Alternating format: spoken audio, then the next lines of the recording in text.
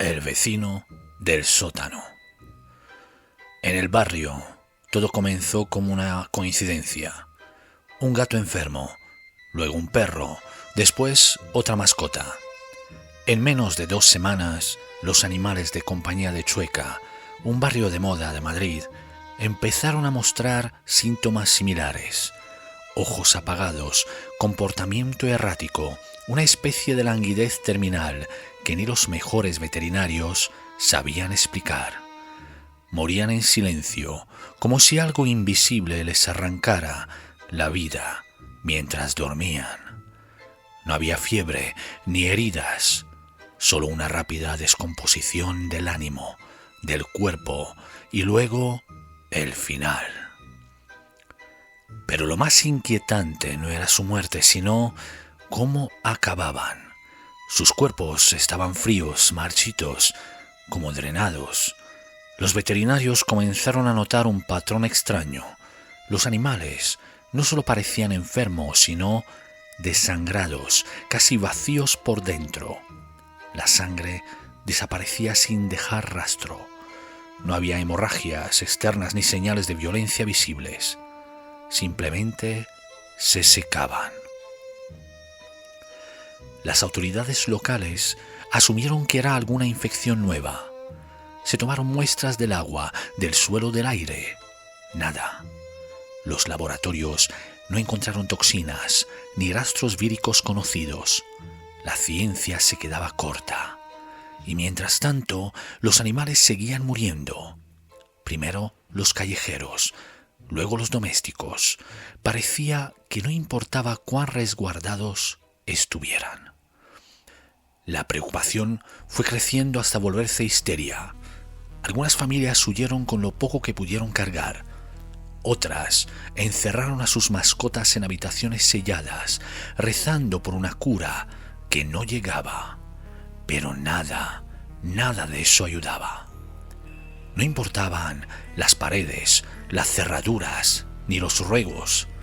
Algo, nadie sabía qué, encontraba la forma de alcanzarlos. Algo que no dejaba huellas, solo cuerpos livianos, apagados, y el silencio que queda cuando se ha drenado hasta la última gota de vida. Fue entonces cuando Marcos, un periodista freelance que vivía en uno de los edificios más antiguos de la calle Gravina, comenzó a sospechar que aquello no era un caso aislado.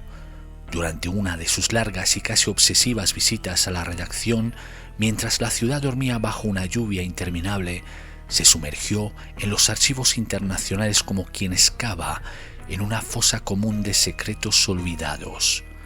No buscaba nada en particular, pero algo, una corazonada, una presión inexplicable en el pecho, le guiaba. Fue entonces cuando empezó a encontrar patrones, casos antiguos, enterrados en informes polvorientos de veterinarios de Varsovia, Praga, Debrecen.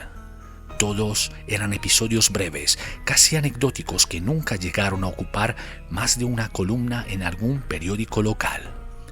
Pero allí estaban, mismos síntomas, mismo resultado, animales que parecían marchitarse desde dentro sin causa aparente, hasta morir con los ojos abiertos y el cuerpo casi exangüe.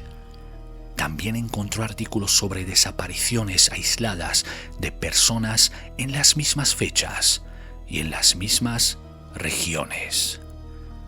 A simple vista no había conexiones, distintas lenguas, distintos climas, años de diferencia entre algunos reportes. Las autoridades en cada caso ofrecieron explicaciones improvisadas y luego silencio. Pero él no creía en coincidencias. Había algo debajo de todo eso, algo que vibraba con una frecuencia apenas perceptible, como una señal perdida en el ruido. Y él, por alguna razón, empezaba a oírla con claridad. «Empieza como una plaga silenciosa», le dijo a su amigo y vecino de piso, Daniel. «Pero hay un patrón, y no es la primera vez que pasa». Daniel no prestó mucha atención. Le preocupaba su gata, Alma, que desde hacía días apenas comía y pasaba las noches escondida. No quería saber de conspiraciones, lo único que quería era que su mascota se salvara. No lo hizo. Una mañana, Daniel la encontró tendida en la alfombra del salón, con la cabeza ladeada y los ojos fijos en un rincón oscuro del techo. No hubo llanto, solo un frío que le subió por la columna. Alma era lo único que realmente lo acompañaba en las noches de soledad, y ahora ya no estaba. Esa misma noche, por primera vez, Daniel se fijó en el vecino del sótano. Siempre había habido algo inquietante en él. Vivía en el apartamento reformado bajo la planta baja, una zona que antes servía de almacén de una antigua tienda de ultramarinos. Era un hombre joven, de una belleza tan elegante que parecía salida de una pintura renacentista. Alto, piel translúcida, ojos grises. No hablaba con nadie, solo salía de noche, nunca de día, y lo más extraño era que siempre lo acompañaba alguien diferente. A veces una chica, otras un chico, nunca mayores, nunca repetía visitas. Daniel no los veía salir después. Seguro que lo hacían de madrugada, pensó. ¿No te resulta raro?, le preguntó a Marcos una noche mientras fumaban en la azotea del edificio. El tipo del sótano, siempre con alguien, siempre distinto. Nadie lo conoce realmente. Marcos asintió, pero no dijo nada al principio. Estaba distraído, revisando unos papeles doblados. Unas horas antes había encontrado en la Biblioteca Nacional un artículo académico enterrado en una revista de medicina veterinaria. Hablaba de un brote ocurrido hace décadas en un pequeño pueblo llamado Borsa, en la región de Maramures, al norte de Transilvania. La misma secuencia, muertes de animales y síntomas incomprensibles para los expertos. Lo inquietante era que los brotes parecían ocurrir durante 29 días. Luego se trasladaban a otro barrio, otro pueblo, otra ciudad u otro país. Un número que no decía nada hasta que recordó algo leído tiempo atrás en un libro de folclore eslavo. 29 días era el ciclo lunar completo bajo el cual, según ciertos grimorios medievales, la sed despierta en las sombras sin forma. Una superstición más, quizás. ¿O no? Un escalofrío como una cuchilla de hielo le atravesó la espalda y se le clavó en el alma como un espectro gélido, arrastrándolo hacia una verdad más antigua y peligrosa que la ciencia misma. Estaba convencido de que no era casualidad. «Lo vi anoche», dijo Daniel interrumpiendo sus pensamientos. «Al vecino. Le vi entrando en su casa. La puerta se abrió sola». «¿Te acuerdas hace cuánto tiempo se mudó al sótano?», le preguntó Marcos. «No creo que lleve más de un mes. Recuerdo haber visto el camión, pero a él no le he visto hasta hace poco». «No te acerques a él», advirtió Marcos, más serio que nunca. «Si lo vuelves a ver, te das la vuelta. ¿Entendido?». Daniel rió, incómodo. «¿Y por qué no? ¿Qué crees que es?». Marcos bajó la voz. «No lo sé aún, pero no es algo bueno. Esta presencia, o lo que sea, ha estado viajando por Europa desde hace décadas, tal vez siglos. Siempre empieza con los animales». Daniel no respondió, pero esa noche soñó con ojos rojos mirándolo desde una rendija en el suelo.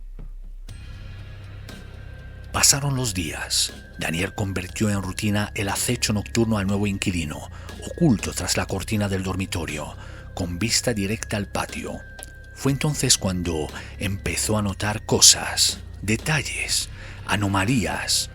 La forma en que la luz de la farola, inmutable con todo lo demás, parecía rehuir la silueta del vecino del sótano, como si lo ignorara deliberadamente. el eco leve, demasiado leve, de pasos que surgían sin aviso cuando él se acercaba o se alejaba de la puerta, el aroma que ascendía sigiloso hasta el segundo piso, infiltrándose en su habitación como un espectro callado, incienso, jazmín y algo más.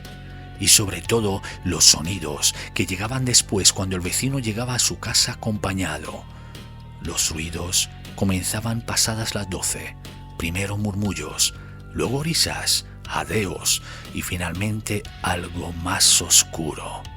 Gemidos apagados, gritos sofocados, como si alguien intentara pedir ayuda, pero no pudiera. Al amanecer, silencio total. Una noche, Daniel se sumergió en la celebración del cumpleaños de un amigo.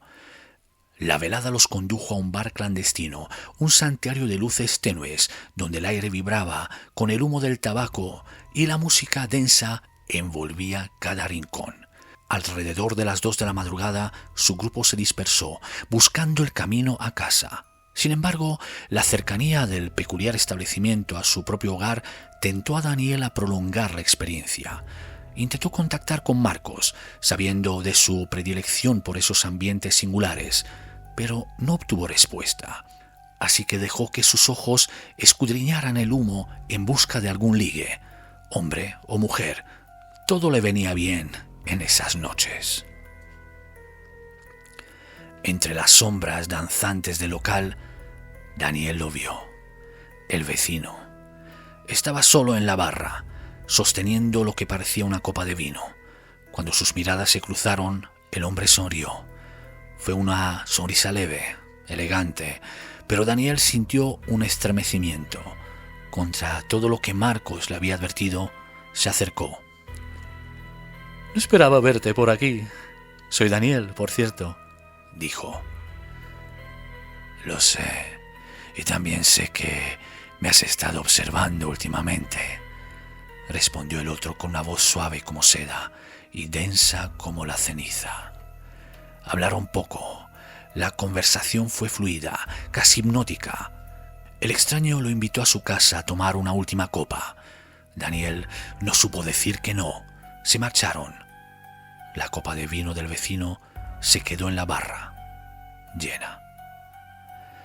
El aire del sótano era denso, pesado, con un deje a humedad y algo más, algo viejo y estancado.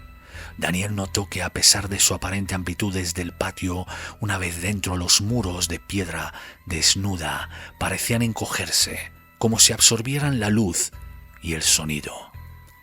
Las velas, clavadas en soportes improvisados o pegadas a las paredes, proyectaban sombras danzantes que distorsionaban cada rincón, haciendo que las formas familiares se volvieran amenazantes. No había espejos, ni siquiera un atisbo de un reflejo. Era como si el espacio mismo rechazara cualquier representación de la realidad. Y los relojes ausentes daban a la estancia una sensación de atemporalidad, de que el mundo exterior había dejado de existir, o peor aún, de que nunca había llegado a ese lugar. El vecino se movía con una quietud inquietante. Le sirvió una copa de vino, un líquido tan oscuro que parecía absorber la luz de las velas, un abismo púrpura en el cristal. «Bébelo», dijo con un susurro que parecía vibrar en los huesos de Daniel. «Es una cosecha especial. La he guardado para ocasiones memorables». «Ni siquiera me has dicho tu nombre», le contestó Daniel. «Es verdad. Disculpa mis modales oxidados por el tiempo o los tiempos que corren. Mi nombre es Marius. Ahora bebe». Daniel dudó, pero la sugestión en la voz del hombre, una especie de compulsión hipnótica, era irreversible. Levantó la copa y bebió. El sabor era metálico, profundo, denso, como sangre ferrosa mezclada con tierra húmeda. Casi de inmediato sintió el cuerpo entumecerse, un frío que no venía del exterior, sino que nacía en sus propias venas y se extendía, paralizándolo desde dentro. ¿Qué es esto?, balbuceó Daniel con voz apenas un hilo. No tengas miedo, susurró Marius, acercándose un paso. Siempre dejo lo mejor para el final. Y en ese instante, la luz parpadeante de una vela cercana reveló con claridad espantosa la verdadera naturaleza de su anfitrión. Los colmillos largos, finos y afilados, sobresalían grotescamente de su boca, que se extendía en una sonrisa anormal. Los ojos no eran ojos, sino abismos negros y sin fondo, dos pozos de pura oscuridad que reflejaban la luz de las velas sin vida, como si fueran capaces de devorar la propia luz. El rostro comenzó a deformarse, la piel tensándose y estirándose de manera inhumana, los huesos crujiendo y reajustándose bajo la carne, como si una entidad más vasta y primitiva estuviera forcejeando por liberarse. No era un mero cambio, era una revelación, una transformación agónica que prometía algo indescriptiblemente monstruoso. Daniel intentó moverse, gritar, huir, pero su cuerpo no respondió. La parálisis lo mantenía clavado al sitio, un mero espectador de su propia perdición. La oscuridad lo envolvió. En su lugar sintió como una presencia invisible, glacial y antigua, comenzaba a succionar el calor de su cuerpo, no como el frío, sino como una aspiración, una desecación. Su sangre, antes adormecida, ahora sentía como se movía frenéticamente en sus venas. Pudo oír el siseo de la criatura del sótano, un sonido gutural que no era del todo humano, y sintió una presión inmensa sobre su pecho, como si el propio aire se hubiera vuelto sólido y lo estuviera aplastando. Los últimos vestigios del calor vital se escurrían de sus entrañas, y con ello la conciencia. No era una muerte pacífica, sino una lenta y terrorífica, un vacío que lo devoraba desde dentro, mientras la sonrisa deforme y los ojos abismales de su captor se cernían sobre él, absorbiendo cada chispa de su existencia.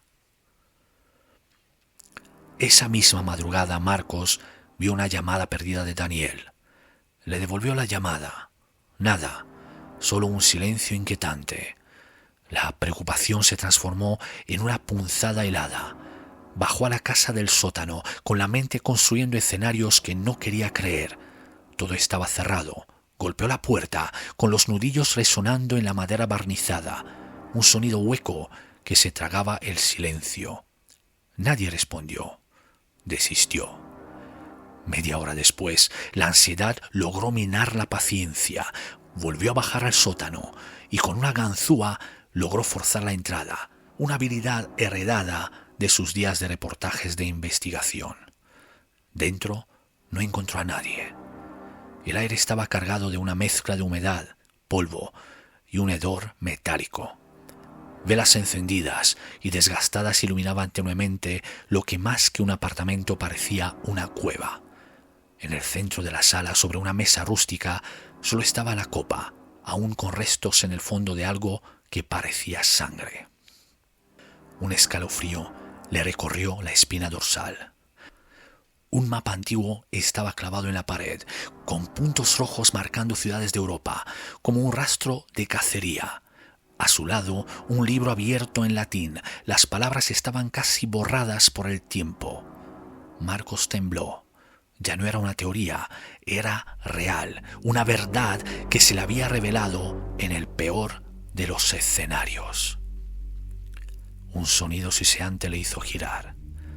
En el rincón más oscuro, casi fundiéndose con las sombras, estaba el vecino, el hombre del sótano, inmóvil, con sus ojos abismales clavados en Marcos y una sonrisa gélida extendiéndose en su rostro desfigurado. En sus brazos, En un abrazo macabro sostenía el cuerpo inerte y seco de Daniel, una cáscara vacía, desprovista de vida. Marcos gritó, un alarido gutural que rebotó en las paredes de piedra. Al escuchar el grito, la criatura se abalanzó sobre él con una velocidad espantosa que desafiaba cualquier lógica. Los colmillos brillaron en la penumbra. Marcos sintió un dolor insoportable, un desgarro profundo mientras la oscuridad lo envolvía. Lo último que vio fueron esos ojos sin fondo, devorando la poca luz que quedaban en la estancia y el sabor a metal en su propia boca. Semanas después, el caso de Daniel y Marcos fue archivado como desaparición voluntaria, otro par de almas perdidas en la indiferencia de la gran ciudad. Nadie buscó al vecino, nadie recordaba su nombre, ni siquiera su rostro. Era como si nunca hubiera existido, un mero fantasma que se desvanecía en la memoria colectiva.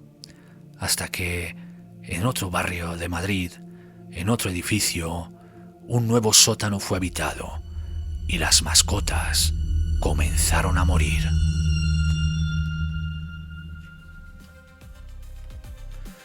Si te atrapan las historias que erizan la piel y desafían la razón, suscríbete para no perderte ninguna de mis publicaciones. Compártelas para que más personas descubran relatos que resuenan en la penumbra.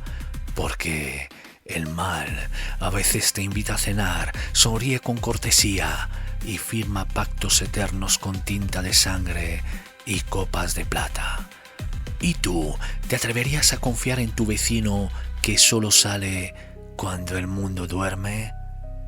Hasta la próxima, queridos insomnes.